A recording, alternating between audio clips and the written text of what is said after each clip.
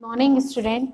इसके पहले वीडियो में हमने चतुर्था पाठा पढ़ा था, उसका अनुवाद भी लिखा था, ठीक है, और कठिन शब्द भी पूरे किए थे।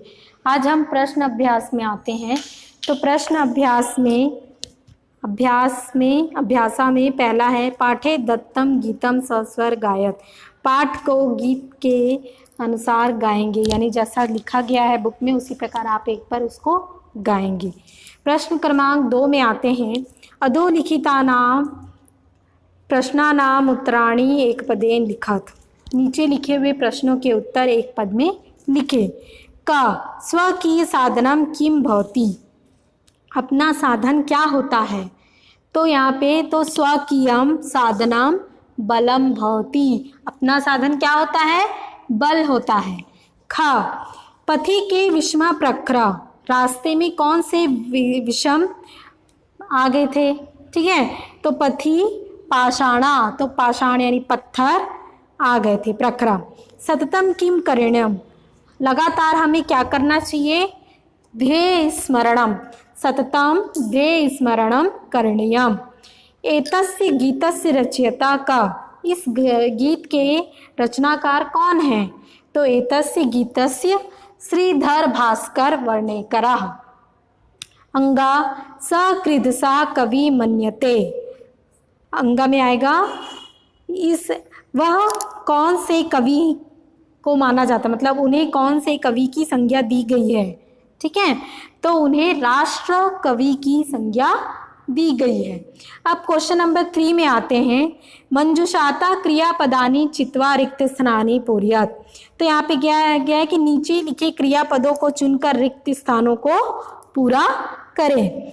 तो यहाँ पे कुछ शब्द दे दिए गए हैं, क्रियापद दिए गए, उन्हें देखकर आपको पूर्ण करना है। त्वम पुरता चरणम निदेहि। तुम आगे पैर रखो, तो वहाँ पे क्या आएगा? निदेहि। त्वम, तो अब यहाँ पे हम क्वेश्चन नंबर 3 में आते हैं। त्वम विद्यालय, क्या आएगा यहाँ पर? चल। त्वम विद्यालय, त्वम विद्यालयम चल, तुम विद्यालय चलो। राष्ट्रीय अनुरक्तिकम, क्या आएगा यहाँ पर? राष्ट्रीय अनुरक्तिकम विदेही। ख क्या आएगा? विदेही। ये आपके बुक में लिखा हुआ है, ठीक है।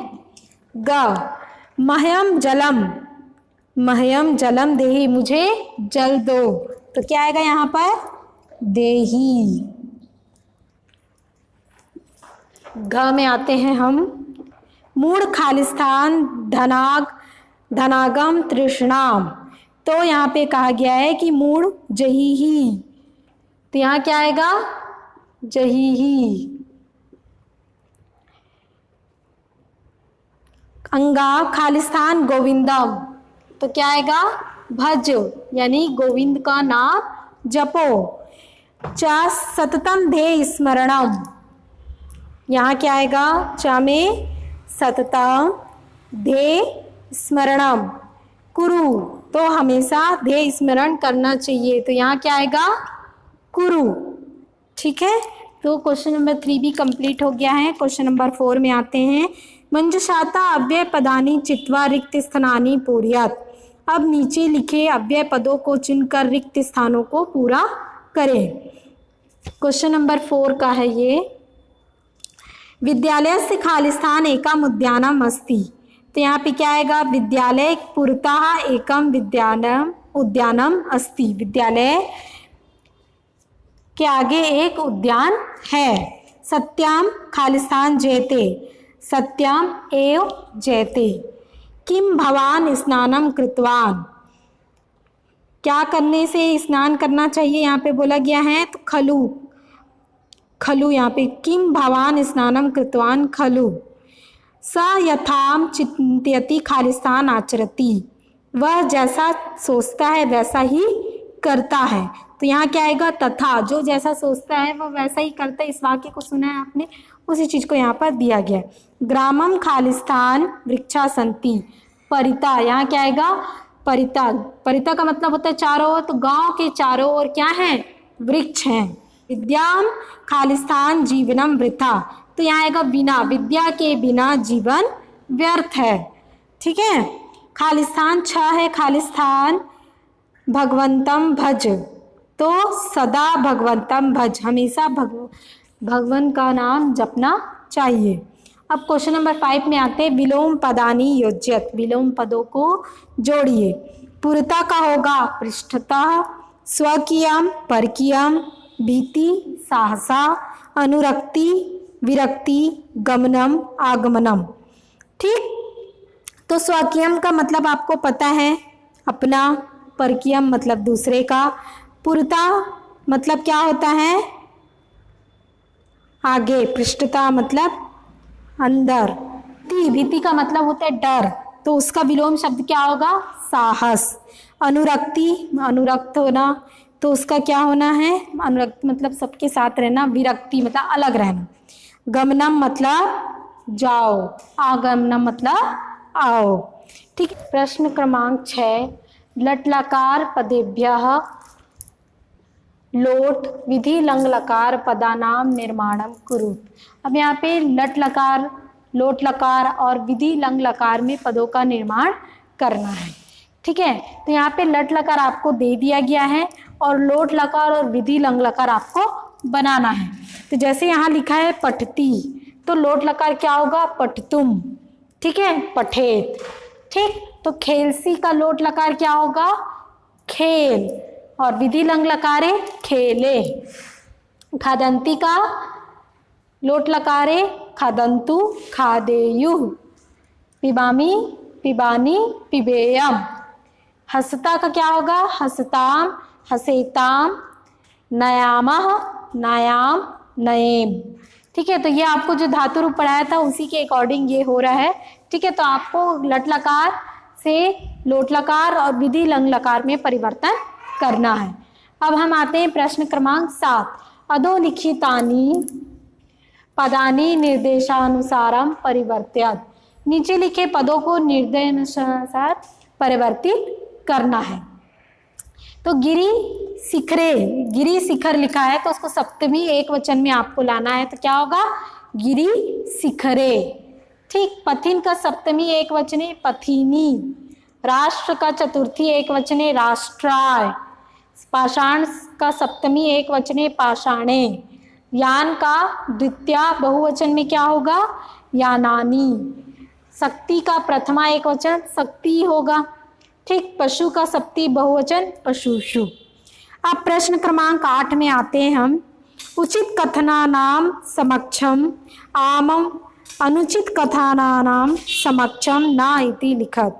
उचित कथन के समक्ष हाँ और अनुचित कथन के समक्ष ना लिखिए। पुरता चरण निदेही, आगे चरण रखो, ये सही कहा गया इस पाठ में, तो क्या आएगा आम। उसके बाद का निज निकेतनम गिरी शिखरे अस्ति, अपना मतलब अपना आवास क्या है गिरी शिखर पर है, तो ये सही बोला गया उसमें, तो क्या आएगा आम। का स्वकीयम बलम बाधकम भवती, अपना बल बाधक होता है, गलत, अपना बल ही क्या होता है साधन होता है अपना, तो वहां पे क्या आएगा ना। ग पथि हिस्त्रा पशुआ ना संति, रास्ते में हिंसक पशु नहीं थे, गलत, रास्ते में तो बहुत हिंसक पशु थे, नुकीले पत्थर थे, तो ये क्या होगा ना। गमनम सुकरम अस्ति, जाना अच्छा है, जाना वहाँ पे इजी वे में है, तो ये क्या होगा गलत होगा, जाना क्या था कठिन था, तो ना आएगा। अंगा सदैव अग्रे एव चलनियम, हमेशा आगे चलते रहो, तो क्या होगा ये आम, ये सही बोला गया है।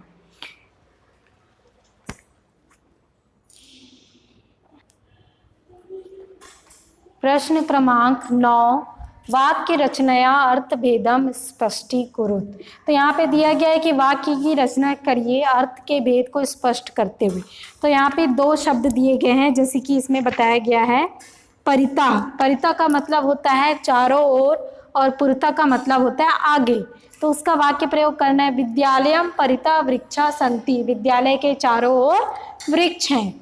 पुरता, विद्यालय से पुरता विशालम भवनम अस्ति, विद्यालय के आगे विशाल भवन है। नगा, नगा का मतलब होता है पर्वत और नागा का मतलब होता है सांप।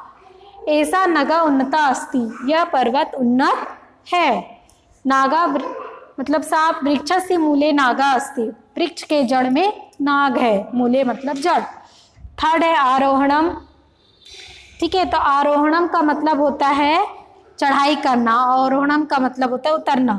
पर्वतारोही सुगमतया नग आरोहणम करोति, पर्वतारोही सुगम तरीके से पर्वत पर चढ़ाई करते हैं। अवरोहणम, आरोहणात अवरोहणम सरलम भवति, उतरते समय क्या होता है, उतरना सरल होता है। ठीक है। विस्मा, विस्मा पर्वते अनेके विस्मा मार्गा, मार्गा मार्गा दो बार हो गया तो मार्गा संति, पर्वत में अनेक विषम मार्ग हैं। ठीक है। उसके बाद समा, सर्वे मार्गा समा संति, सभी मार्ग अच्छे। विषम मतलब जो कहा जा सकता है कठिन हो। ठीक है। असामान्य भी कहा जा सकता है। ठीक। और समा मतलब सामान्य, तो सभी मार्ग सामान्य है और पर्वत में अनेक सामान्य मार्ग हैं। ठीक है। तो इस प्रकार हमारा पार्ट 4 कंप्लीट होता है। आप सभी इसका कॉपी कंप्लीट करेंगी। ठीक है। Thank you.